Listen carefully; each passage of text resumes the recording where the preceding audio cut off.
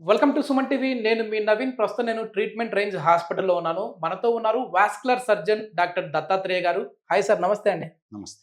పొగ తాగడం ఆరోగ్యానికి హానికరం. ఎస్. సో ఆరోగ్యానికి హానికరం అంటే అది ఏదో లోపల మనకి లంగ్స్ పాడైపోతాయని అనుకుంటారు, కానీ అది మాత్రమే కాదు. ఇక్కడ పొగ తాగే వాళ్ళకి లిప్స్ బ్లాక్ అయిపోతూ ఉంటాయి. కానీ మీరు నాకు చెప్పిన విషయం ఏంటంటే, తెలియని విషయం, లిప్సే కాదు నవీన్, వాళ్ళ కాళ్ళు కూడా ఈ విధంగా అయిపోతాయి, లాస్ట్ కాళ్ళు తీసేసే పరిస్థితి వస్తుంది అని చెప్పేసి అన్నారు. సో ఏంటి సార్, అంటే ఈ డిసీజ్ ఏంటి? సిగరెట్ తాగే వాళ్ళకి, పొగ తాగే వాళ్ళకి ఎందుకు ఇది వస్తావు? స్మోకర్స్ లోటి ఏమైతుందంటే చాలా సిస్టమ్స్ ఎఫెక్ట్ అయ్యి, ఇందులో చాలా మందికి తెలిసింది ఏంటంటే స్మోకింగ్ వల్ల లంగ్ క్యాన్సర్ వస్తుంది, లేదా ఊపిరితిత్తులు పాడైపోతాయి, అంతవరకు. బట్ స్మోకింగ్ వల్ల డిజాస్ట్రస్ చేంజెస్ జరుగుతాయి బాడీలో. అందులో మన రక్తనాళాలు ఏవైతే మనకు కాళ్ళకు కానీ చేతులకు కానీ మొత్తం బాడీకి ప్యూర్ బ్లడ్ సప్లై చేస్తే వీటిని మనం ఆర్టరీస్ అంటాం. సో ఈ ఆర్టరీస్ నార్మల్గానే ఆర్టరీస్ లోపల రక్త సరఫరా అయ్యేటప్పుడు బాడీలో ఉన్న చెడు కొలెస్ట్రాల్ అందులో జమ అవుతుంది. అంటే మనకు వాటర్ పైప్స్ కదా, కొద్ది రోజులకి మట్టి అంతా పేరుకుపోవడం ఎలా జరుగుతుందో అలాగే రక్తనాళాలు కూడా పేరుకుపోవడం జరుగుతుంది మన బాడీలో ఉన్న చెడు కొలెస్ట్రాల్తో. సో ఈ ప్రాసెస్ ని మనం అథెరోస్క్లెరోసిస్ అంటాం. సో ఈ స్మోకర్స్ వల్ల ఈ అథెరోస్క్లెరోసిస్ అనేది ఫాస్ట్ గా జరుగుతుంది, అర్లీ ఏజ్ లోనే జరుగుతుంది. మామూలు అందరికీ జరుగుతుంది, అందరి స్మోకర్స్ కి జరుగుతుంది. అయితే severity depends on the symptoms and duration of smoking and number of beedis or cigarettes smoked per day and number of years.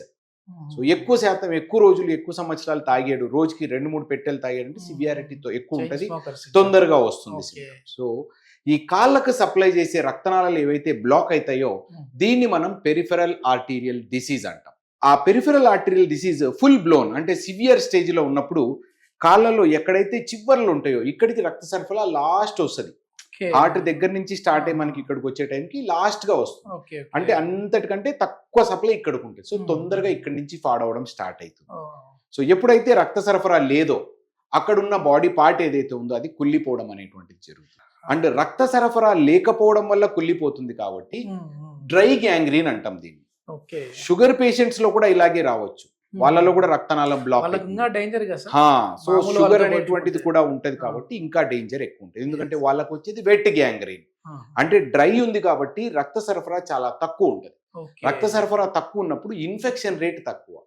Diabetics లో రక్త సరఫరా తక్కువతో పాటు వేరే చేంజెస్ ఉంటాయి కాబట్టి వెట్ గ్యాంగ్రీన్ అంటే పుండు, వాపు వచ్చి కాలంతా ఫౌల్ స్మెల్లింగ్ ఉంటుంది. వీళ్ళలో కాలంతా కృషించుకుపోతుంది.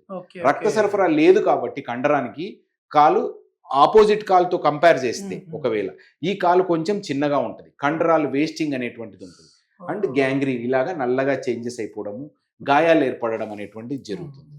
సో ఈ రక్తనాళం ఏదైతే ఉంటుందో దాంట్లో మన చెడు కొలెస్ట్రాల్ అనేటువంటిది ఇలా పేరుకుపోవడం జరుగుతుంది. ఎప్పుడైతే ఇలా పేరుకుపోవడం జరిగిందో నార్మల్ గా ఇంత రక్తం వెళ్ళాలి మన కిందికి హెల్దీగా ఉండడానికి టిష్యూ.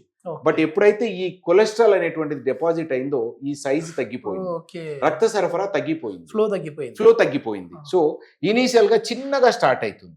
దాని తర్వాత రోజులు గడిచే కొద్దీ ఈ smoking, age, diabetic patients, CKD అంటే క్రానిక్ కిడ్నీ పేషెంట్స్ లో ఈ ప్రాసెస్ అనేటువంటిది ఫాస్ట్ గా జరుగుతుంది. ఎప్పుడైతే ఫాస్ట్ గా జరిగిందో అప్పుడు ఈ ల్యూమెన్ అనేటువంటి సప్లై చేయాల్సిన బ్లడ్ ఇంత ఉండాలి, బట్ ఇంతకు వచ్చేసింది.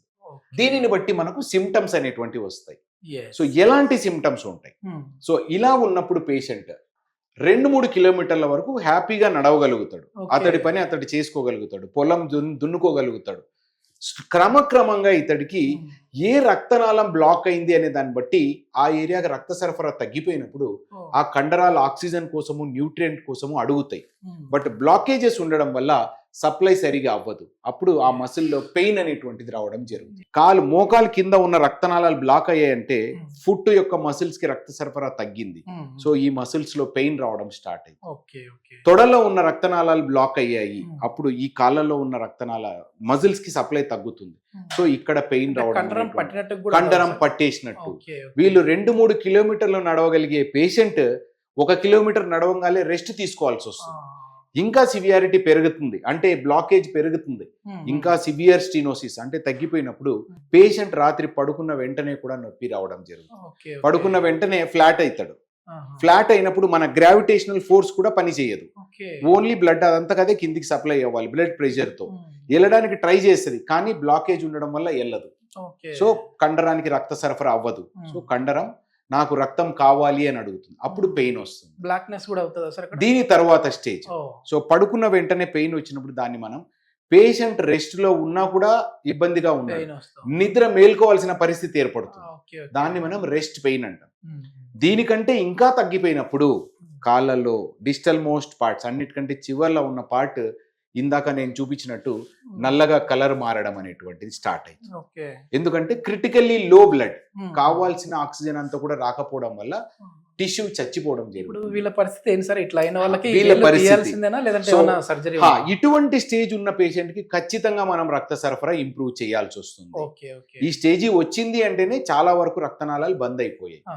సో వీటిని మనము 2 రకాలుగా సర్జరీస్ చేస్తాం. Hmm. ఒకటి ఇప్పుడున్న టెక్నాలజీ, అధునాతనమైన టెక్నాలజీ తోటి ఎండోవాస్కులర్ ప్రొసీజర్, మనకు ఓపెన్ సర్జరీస్, లాప్రోస్కోపిక్ సర్జరీస్ అని పేరు వినే ఉంటారు. Yes, yes. లాప్రోస్కోపిక్ అంటే చిన్న చిన్న Ah. పోర్ట్స్ మూడేసుకుని దాని ద్వారా చేస్తాం సర్జరీ. ఓకే. అలాగే వీళ్ళకి ఎండోవాస్కులర్, ఆహా. రక్తనాళం లోపలే జస్ట్ నీడిల్ తోటి పంక్చర్ చేసుకుని ఆ. రక్తనాళంలోకి వైర్ల ద్వారా వెళ్ళి బలూన్ చేసుకొని దాన్ని అవసరమైతే స్టంట్ వేసుకోవడం వల్ల రక్త సరఫరా ఇంప్రూవ్ చేసుకోవడం జరుగుతుంది. ఓకే. ఒకవేళ అది చేయలేని పరిస్థితి, రక్తనాళం ఓపెన్ అవ్వటం లేదు అంటే Hmm. వీళ్ళకి కాళ్ళకు కూడా మనము గుండెకి ఏదైతే ఓపెన్ బైపాస్ సర్జరీ చేస్తారో ఓకే. అలాగే మనం కాళ్ళకు కూడా బైపాస్ సర్జరీ చేసుకుని రక్త సరఫరా ఇంప్రూవ్ చేసుకోవడం జరుగుతుంది. Okay. 2 most of the patients ఈ వేళ్ళు బతుకుతాయా సార్ అని అడుగుతారు. ఉమ్. ఒక్కసారి కలర్ నల్లగా మారిపోయిన వేలుని ఏ ఒక్కరూ బతికించలేరు. Okay, okay. వాటిని మనమంతా మనం తీసేయడం గానీ ఆ. లేదా మనం ఏం చేయకుండా అవే రాలిపోవడం అనేటువంటిది జరుగుతుంది. ఆ.